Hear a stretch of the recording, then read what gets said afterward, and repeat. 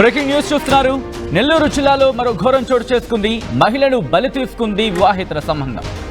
తన భర్తతో ఎఫ్ఐఆర్ కి సంబంధించి ప్రస్తుతం ఈ అంశం తీవ్ర చర్చాంశంగా మారింది. తన భర్తతో ఎఫ్ఐఆర్ పెట్టుకుందని ఆ భార్యను కొట్టి చంపాడు ఆ భర్త. 40 ఏళ్ల మాధవి మరణించినట్టుగా తెలుస్తోంది. మాధవితో వివాహేతర సంబంధం పెట్టుకున్నాడు గోసాల మధు అంటూ కూడా చర్చ జరుగుతున్న క్రమం. మాధవి మోచులో పడి భార్య పిల్లల్ని పట్టించుకోలేదు మధు అంటూ కూడా అక్కడ చర్చ జరుగుతోంది.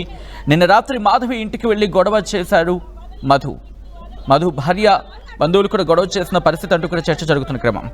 ఈ నేపథ్యంలో మాధవిపై దాడికి పాల్పడ్డారు 10 మంది వ్యక్తులు. ఆసుపత్రికి తీసుకువెళ్లే లోపై మాధవి మృతి చెందింది.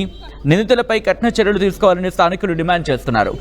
నెల్లూరు జిల్లాలో ఘోరానికి సంబంధించిన విజువల్స్ మీరు చూస్తున్నారు ఆర్టీవీ స్క్రీన్ మీద. ఈ కథనం మిమ్మల్ని కాస్త కలవరపరచొచ్చు. దీనికి సంబంధించి తగిన జాగ్రత్తలు తీసుకోవాలని ఆర్టీవీ సూచించడం జరుగుతోంది. This is disturbing content, viewer description is advised.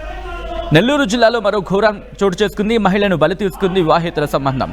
తన భర్తతో ఎఫ్ఐఆర్ పెట్టుకుందని కొట్టి చంపింది సదరు భార్య. మృతురాలు 40 ఏళ్ల మాధవిగా తెలుస్తోంది. మాధవితో వివాహేతర సంబంధం పెట్టుకున్నాడు గోసాల మధు. మాధవి మోసులో పడి భార్య పిల్లల్ని పట్టించుకోలేదు మధు అంటూ కూడా ప్రస్తుతం ఆ మధు భార్య ఆందోళన వ్యక్తం చేస్తున్న పరిస్థితి. నిన్న రాత్రి మాధవి ఇంటికి వెళ్లి గొడవ చేయడం జరిగింది. మధు భార్యకు సంబంధించిన కుటుంబీకులు కోపంతో మాధవిపై దాడికి పాల్పడ్డారు 10 మంది వ్యక్తులు. ఆసుపత్రికి తీసుకువెళ్లేలోపై మాధవి మృతి చెందింది. నిందితులపై కఠిన చర్యలు తీసుకోవాలని స్థానికులు డిమాండ్ చేస్తున్న పరిస్థితి. ఆ విజువల్స్ మీరు చూస్తున్నారు ఆర్టీవీ స్క్రీన్ మీద. ఈ నేపథ్యంలో ప్రస్తుతం సదరు కుటుంబీకులు రియాక్ట్ అవ్వడం జరిగింది. అలాగే స్థానికులు కూడా రియాక్ట్ అవుతున్నారు. ఒకసారి వాళ్ళ రియాక్షన్స్ చూద్దాం. ఫోన్ వచ్చింది.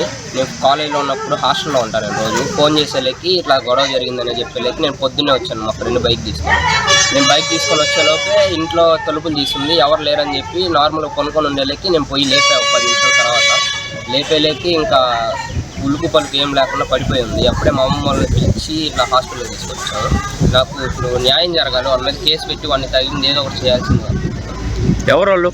వాళ్ళ పేరు మధు. వాళ్ళ భార్య అంట రాత్రి వచ్చారు. ఒక 20 మందిని తీసుకొని వచ్చిందంట. అవి వాళ్ళు బాగా కొట్టారంట రాత్రి. కూర్చొని టీ తాగుతుంటే ఇంకా వాళ్ళు 10 మంది వచ్చారు. వీళ్ళ అమ్మాయితో మాట్లాడుతూ ఉన్నా. నేను ఫోన్ కట్ చేసి ఏంటక్క ఎవరు ఇల్లు అని అడుగుతున్నాను.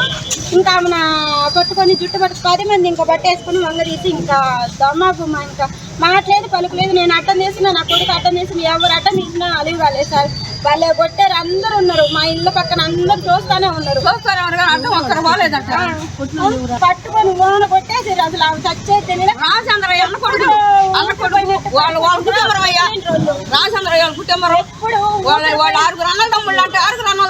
కొడుకులు వాళ్ళ కోడళ్ళు బూతులు వాళ్ళ కుటుంబం.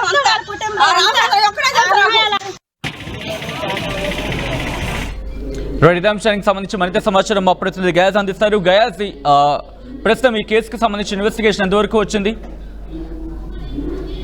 సచిన్, ఈ కేసులో చనిపోయిన మాధవికి ఆమెకు శవ పరీక్ష నిమిత్తం ఆసుపత్రికి తెలిసి పోలీసులు కేసు దర్యాప్తు చేస్తున్నారు. అయితే ఎవరైతే మాధవిని కొట్టారో వాళ్ళంతా పరారీలో ఉండడం ఉంది.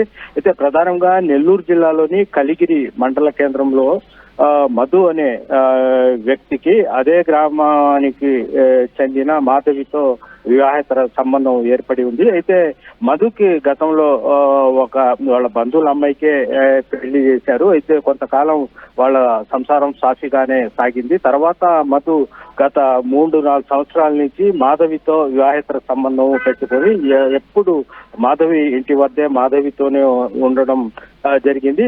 అంటే కట్టుకున్న భార్య పిల్లల్ని మాత్రం పట్టించుకోకుండా మాధవి మోజులోనే పడి ఉండడంతో పలుమార్లు మధుని అదే విధంగా మాధవిని కూడా వాళ్ళ మధుకు సంబంధించిన భార్యకు సంబంధించిన వాళ్ళంతా మందలించడం జరిగింది. అయినప్పటికీ వాళ్ళిద్దరూ కలిసే ఉండడం, కలిసే చిట్టాపట్టాలు వేసుకుని తిరగడం ఇలాంటివి చేస్తా వస్తున్నారు. మొత్తం మీద మాధవి ఎన్నిసార్లు చెప్పినా వినకపోవడము, కనీసము వాళ్ళు మధు భార్య వాళ్ళ కుటుంబ సభ్యులు మాధవికి చెప్పడం పలుసార్లు హెచ్చరించడం జరిగింది. మధుని మీ ఇంటికి రప్పించబాకు, ఈసారి రప్పిస్తే మాత్రము మేము తగు చర్యలు తీసుకుంటామని కూడా హెచ్చరించడం జరిగింది. అయినా మధు మాధవి ఇంట్లోనే పండుకోవడం, మాధవితోనే ఉండడం వీళ్ళు జీర్ణించుకోలేక నిన్న సాయంత్రము వీళ్ళు మధు భార్య అదేవిధంగా వాళ్ళ కుటుంబ సభ్యులు సుమారు ఒక 10-15 మంది ఒక్కసారిగా మాధవి ఇంటి మీద దాడి చేశారు. మాధవిని ఇంట్లో నుంచి లాక్కొచ్చి వీధిలో బాగా కొట్టడంతో అక్కడ స్థానికులు కూడా అడ్డు వచ్చిన వారి మీద కూడా వీళ్ళు తిరగబడడం జరిగింది.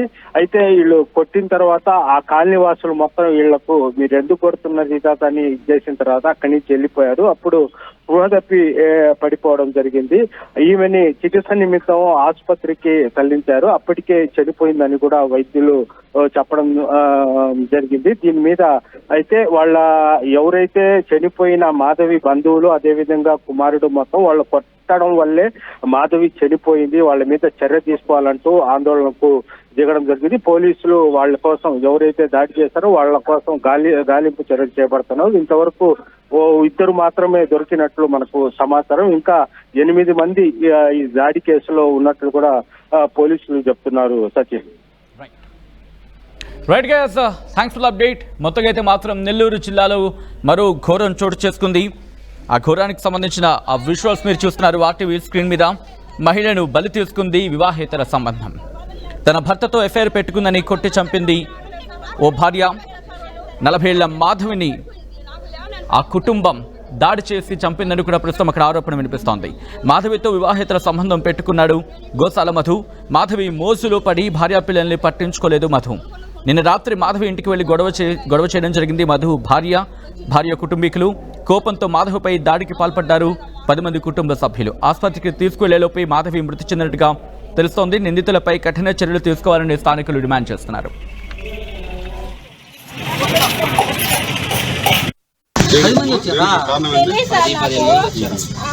ఊరికే కొట్టరు కదా, ఏమన్నా కారణం అంటే నాకైతే తెలియదు.